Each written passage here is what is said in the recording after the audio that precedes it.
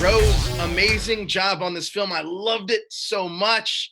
I loved seeing your character on screen and interacting with Steve Carell's Gary. Amazing job. Now, you play the conservative antagonist Faith in the film. What kind of research did you do for the role, and did you pattern your performance off of any specific individuals? John was a really good source in sort of steering me where to look, what footage and this and that. He's sort of met so many of this archetype of a faith character throughout his career. So it was an amalgamation and an idea, and really it was sort of the female counterpart to the Gary Zimmer. And if anything, Faith is just such a political animal. She lives for the fight, loves the blood on her hands. She's ruthless, and so it's and then to have no one is safe in this film. Everybody is sort of lampooned, whether you're a Democrat or a Republican or a city elitist or a culture or a rural conservative. It's really the system he's kind of exposing. So, and I'm a real fan of the genre of the newsroom drama, whether it's a documentary or a TV show. I love the newsroom. I love broadcast news.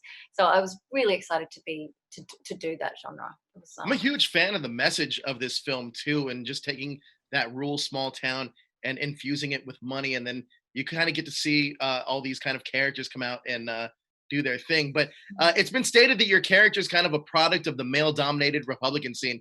Can you talk to me about the changes that Faith has endured to become successful, and why her approach is less than honorable?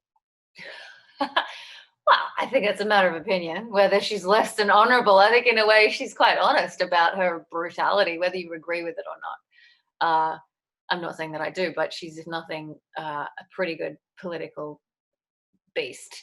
And there's some searingly brilliant lines in that when he's like, how are you going over there with your with fear? You think you're going to get these people to do what you want with fear, and she's like, oh, I bet you I'll do better than you do with shame.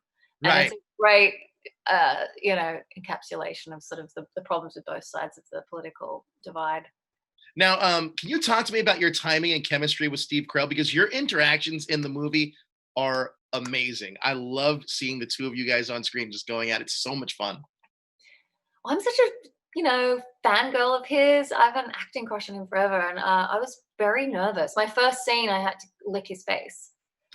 That was your first scene? Yeah, my first day, my first scene, and we were just dying. It was like, and it's very intimidating. She's not a nervous person, and I was very nervous, so that was challenging. That was challenging.